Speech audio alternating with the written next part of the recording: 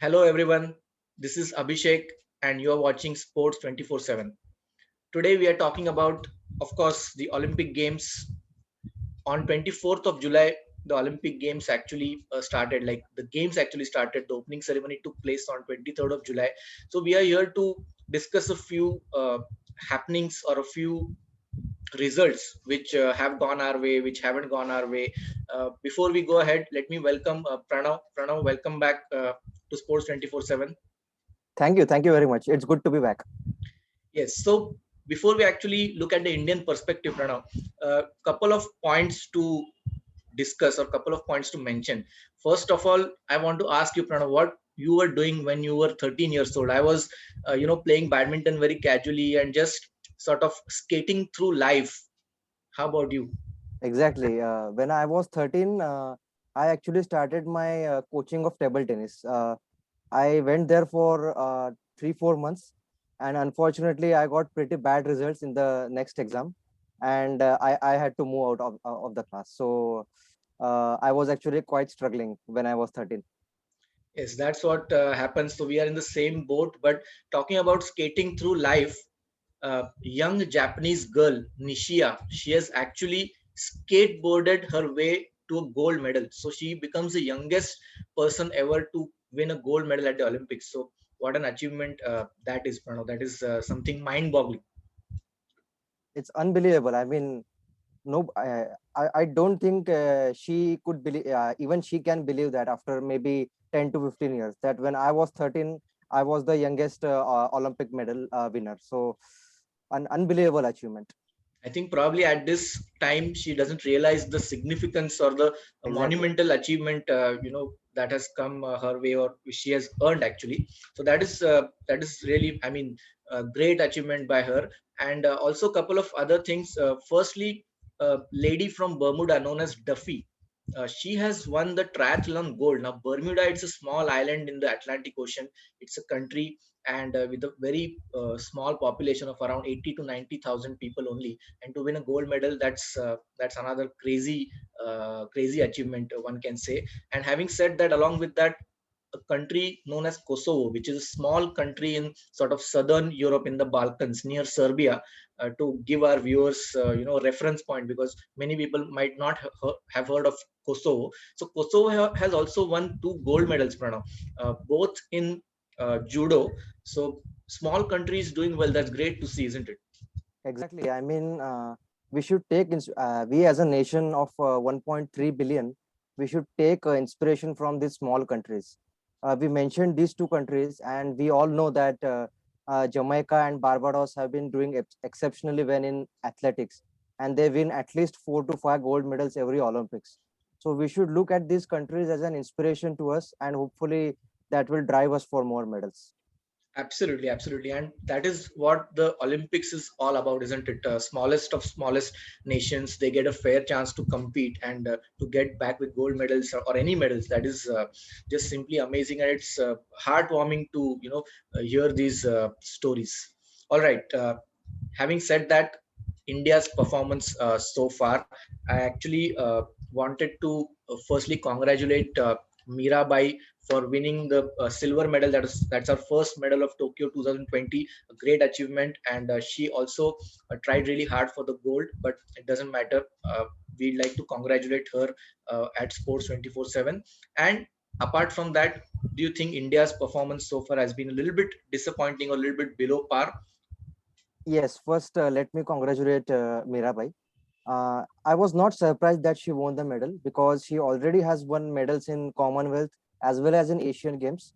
So, and her consistency after 2016 Rio Olympics has been quite good, quite remarkable. So, I was really happy to see her lift the silver medal. And as far as India is concerned, we have highs as well as lows. Uh, we we expected medals in certain games and in certain events, but unfortunately we have not received them. And in some games where we did not expect the team players to perform well, they are still hanging around there. They are, we would say, just above water. at this They're moment. still in the competition. Some of them. Just to mention a couple of disappointments. Firstly, the archery mixed team and the men's team, they have been knocked out. Also, the 10-meter uh, pistol, I think the mixed team, they were Yes, unfortunately knocked out. Archery individual events are still happening, and we have our players who will be competing for those medals. And also in tennis, a surprising loss for Sania Mirza and Ankita Rana. They were leading, won the first set 6-0, and then in the second set they were leading 5-3 with Sania serving. From there they lost the second set and lost the 10-point tiebreaker, 10 points to 8. So that was also quite close, but really disappointing to win from that situation. And also, I think a couple of other upsets in tennis, right? absolutely. I mean, after battling the opponents in first set, we would have expected Sania and Ankita to run through the second set. And in fact, the experienced veteran Grand Slam winner Sania was serving for the set. Unfortunately, she could not held her service. She got broken. We lost the set in tiebreaker. And there is a new format in doubles that they play a super tiebreaker, Right. best of 10 tiebreaker they play. I'm not quite in support of that format, but yes, those are the rules, and we have to accept that defeat. Right. So that was a disappointing one in tennis. And also, Pranav, as we discussed earlier, Ashley Barty, she just won the Wimbledon. She was knocked out in the first round. Also, Osaka, who's representing Japan, she lost in the second round to a player from Czech Republic. So those were a couple of shock losses in tennis. Now coming to something which is close to our heart as Indians, which is hockey, and we also always tend to get emotional about hockey. So we have had three matches so far. The men's team has played three matches. We won a close game against New Zealand, who are a good side, three goals to two. Then there was a shocker which we lost to Australia 7 goals to 1, and today we actually managed to beat Spain 3-0. So how do you see our hockey performance so far? And going ahead, we are playing Argentina and Japan. We are expected to win those matches. How do you see that? And then going forward into the quarterfinals. Yes. If cricket is a religion in our country, hockey is an emotion. We have won many medals in Olympics. We already discussed that in previous video, and we have been performing okay. I would say average or above average. We have been performing. Luckily, we have been placed in a good draw, in a I would say a not so competitive draw, and that's why we were able to win against Spain and New Zealand, who are below us in rankings. Frankly speaking, we are number 4 in world, so that means we are quite okay to qualify for semi-finals, and we should even compete with all the top three. I think Australia, Germany, and Belgium must be ahead of us, if I'm not wrong. And yes, the 7-1 loss was extremely disappointing. It reminded me of the Chak De India film, where it was shown 7-0 loss to Australia itself. But thankfully today we won against Spain, and I read that we just need to win one match of the next two to qualify for the quarterfinals. But I want us to win both the matches, as both are extremely winnable matches against Argentina and the host Japan. Yes, and as you mentioned, the defeat to Australia, actually, Australia does that to everyone. I was listening to Viren Raskina talk Yeah, about that, and he said that when Australia is on song, nobody else, stands chance. They beat Argentina 5 goals to 2. So that was a pretty comprehensive win for Australia as well. And having seen our matches, I noticed that we haven't been quite clinical in conversion of penalty corners. Also, we gave away 7 penalty corners against Spain, whereas on another day they might have scored 3 or 4 goals from those penalty corners. So overall, a little bit lucky. We defended well, and going forward, we definitely, are looking to reach the semi-finals at least. But in the quarterfinals, we'll be facing probably either Great Britain or it could be Netherlands. So that will be a tough match. Let's see. Fingers crossed. We'll discuss hockey in our next video as well, and by that time, hopefully, we'll still be there in the tournament. Going forward, Pranav, a couple of good matches we saw today. One was in table tennis, where Indian table tennis legend Sharad Kamal, he lost today, but the first three games especially, it was really riveting to see. Great contest, and he was coming up against almost, you can say, the goat of table tennis, which is Ma Long. He's a legend. He's the defending Olympic champion, defending world champion. But the first three games were tough, and Sharad Kamal, he actually won the second game. As a table tennis player yourself, how did you see that match? Well, Abhishek, Sharad Kamal is table tennis Prakash Padukone, isn't he? I mean, Absolutely. what Prakash Padukone was in late 70s, early 80s, Sharad Kamal is doing that the same things right now in table tennis. He's 39 now. Let's tell our viewers about that. And the first three games were absolutely splendid. And he matched toe to toe in all these three games to the legend Ma Long. Yes, he was outplayed in next two games, but we have to give credit to Sharad Kamal for winning one game and giving a really tough fight in next two games in first and third game. What I liked most about him is control over the backhand, and I think he would be a. I hope he would be a pretty good coach in the coming near future, and he would inspire our coming and future generations to play the table tennis sport and break the Chinese dominance. You mentioned that backhand. I heard the commentators saying that he has a really whippy backhand, so he doesn't hold the racket Yeah, that firm. He lets it go. And I noticed towards the end of the second game, which Sharad Kamal won, he actually went sort of inside around his backhand, and the balls which were on his backhand side, he managed to hit forehands, and he hit a couple of straight, like down the line inside forehand smashes, which even Malong, he was shocked that he pulled those shots off. And Malong looked rattled there for a while, like in the second and third game. Even the third game, it was 10 all at 11-10. Malong took a timeout actually, and to that was a strategic timeout taken by him. But I mean, great match to see. And as you mentioned, we hope that there'll be a new crop of table tennis players coming up in India who will challenge the Chinese dominance going forward in Asian Games and other world tournaments and at the Olympics as well. From table tennis, moving on to another racket sport, which is badminton. We saw the men's doubles today in badminton, and Chirag Shetty partnering with Ranki Reddy, and both of them, they actually won their third match today. But just to tell our viewers, they won the first match against the Taiwanese pair, and it was a very close match. The Taiwanese pair are ranked higher than them, world number 3, but they still managed to beat them, and they lost to world number 1. And today they won against the Great Britain pair, but unfortunately, because of same number of matches won, they went out, so they're out of the Olympics now. But a great performance. It was good to see them complementing each other so well. And do you see them like in the next Olympics, next Asian Games as a medal contender? definitely, Abhishek. They are not even 25. Both are under 25, and both really complement each other pretty well.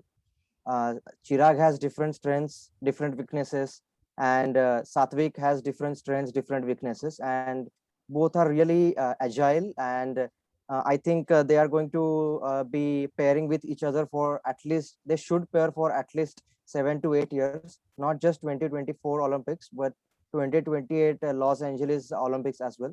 And talking about them, they just look a bit raw. I don't think they have too much experience of playing together. Probably only 1 or 2 years they must have been playing together. But credit to them for winning two out of the three matches, and also credit to them for beating world number three pair. And unfortunately, they could not take a set, or they could not give a tough fight for the against the world number one team, against the world number one pair, and that's why they found themselves out of the tournament. But hats off to them. Yeah, they played really well. Yes, as you said, they have been playing together for a while now. They know each other's strengths and weaknesses as they're young. So the composure is still Yeah. not 100% up to the mark, but it will get there. And Chirag, I noticed he has really good defense against Taiwan. He actually managed to defend one smash from between his legs, so he has a bit of Yes. flair as well. And he has good placement skill. He understands the court positioning well. And Ranki Reddy, I noticed he has a lethal smash. Like he really goes for it, and uh, the follow-up shot, like after the smash, when the opponents return it, Chirag is there on the net to attack and finish it off. So that's actually how they complement each other. And with Matthias Bo, the Danish doubles great and Olympic silver medalist in the past, he's the coach now of this doubles pair. So hopefully going ahead, they'll improve and they'll be a medal contender in the future. So good to see though that they really gave a good account of themselves, and they'll be proud of their performance. And I think the whole nation, the badminton supporters, we are proud of them because they went out on a technicality and they didn't lose like all three Yes, matches or lost two matches. They actually won two out of three, so which is a great achievement. Coming to the next few events, Pranav, we have discussed what happened today, but now going ahead, what are we looking forward to? So sticking with badminton, PV Sindhu, who's our medal hope, really, we can say.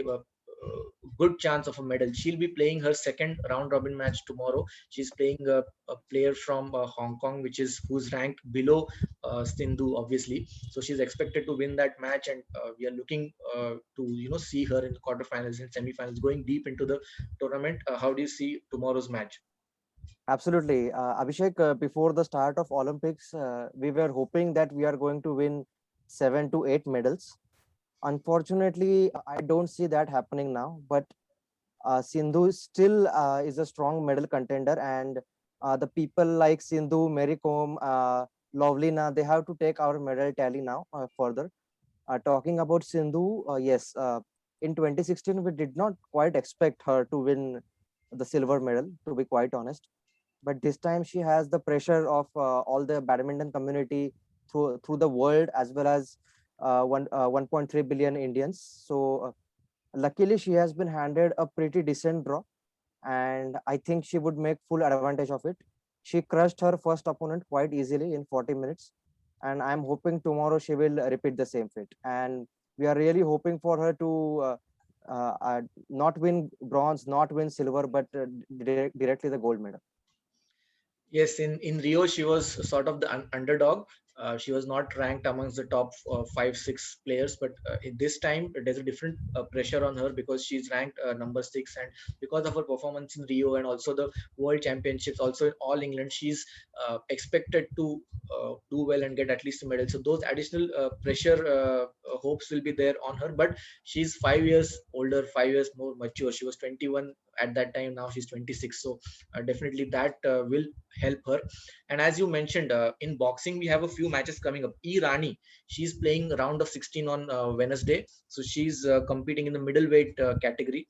Yeah. Then Mary Kom. Now, what can I say about Mary Kom? I mean, I mentioned about Sharad Kamal. Mary Kom, mother of four, bronze medalist from London, did not qualify for Rio, but uh, the fire she has in her to make it to the Olympics, she has made it, and she's made it to the round of 16 as well.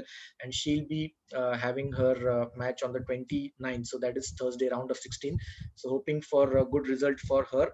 And then today, Lovlina Borgoan, she actually, I don't know if I'm saying her name correctly, Bruno, because but anyways, she actually won her bout today, and she'll be playing on the 30th, her next round. So I think she's through to the quarterfinals actually. So if she wins the next match, I think a medal is secured for her. So how do you see these three matches coming up? Plus we have Deepika Kumari tomorrow in the round of 32, and we have El Rai, who's also competing in men's archery individual event. Yes. So first, let me talk about Lovlina. She won today 3-2, and she is through to the quarterfinals. And because of the strange rules of this event, if she wins the next match, she at least guarantees a bronze medal. So she's just one win away from a medal to add to our tally. And I'm really hoping she gets beyond that bronze medal.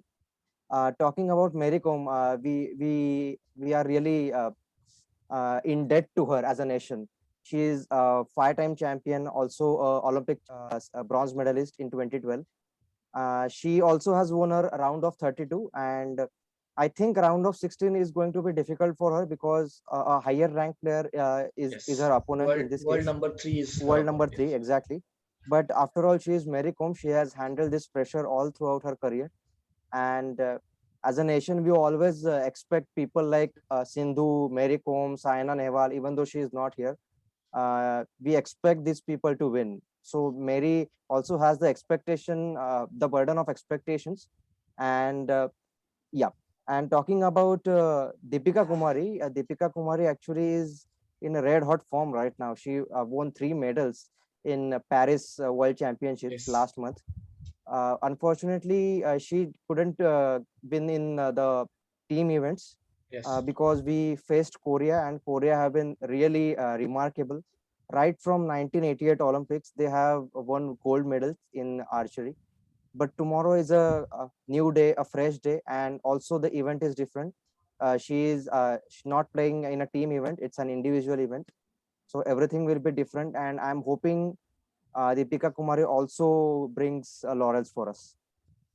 Absolutely. So lots of events to look forward to. Apart from all these events, our next match, it's not tomorrow, but our next match, I think it's on the 28th or 29th actually, is for hockey is versus Argentina. So that is also something to look forward to. Plus, athletics events will start. We have Neeraj Chopra over there in javelin throw.